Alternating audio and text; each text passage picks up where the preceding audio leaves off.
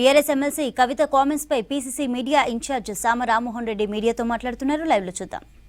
లైవ్లే ఉంటాయనేటటువంటి మేము చాలా సార్లు చాలా సందర్భాలలో చెప్పినాం.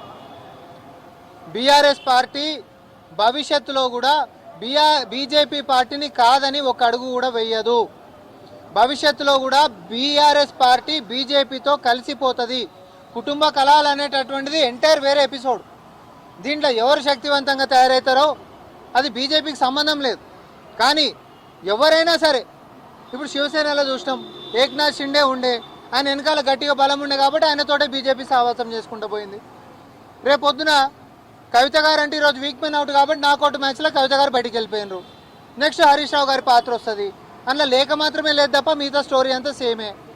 కానీ అదే పార్టీలో ఉండు బలోపేతం కావాలని కృషి చేస్తున్నటువంటి హరీష్ రావు గారు మరి రేపొద్దున ఆయన బీఆర్ఎస్ పార్టీలో ఏక్నాథ్ షిండే అయి బీజేపీ తోటి ములాఖత్ అయ్యేటటువంటి వ్యవహారాలు కూడా సాటుమాటుగా కొనసాగుతూనే ఉండేటటువంటిది సర్వసభ్య సమాజానికి తెలుసు.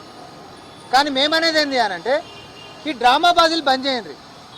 మీ అందరి సంగతి తెలుసు, బీజేపీ బీఆర్ఎస్ రెండు ఒకటి అనేటటువంటి సంగతి తెలుసు.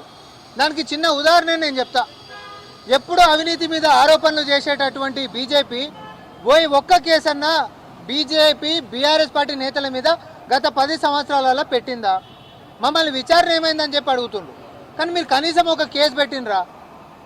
ఇంకోటి కూడా చెప్తున్నా, కొంతమంది బీజేపీ రాష్ట్ర నాయకత్వంలో పాపం ఈ సూత్రం తెలవక వాళ్ళు ఏదో బీఆర్ఎస్ పార్టీ మీద అటాక్ చేసేటటువంటి ప్రయత్నాలు చేశారు. గతంలో దీనికి ఉదాహరణ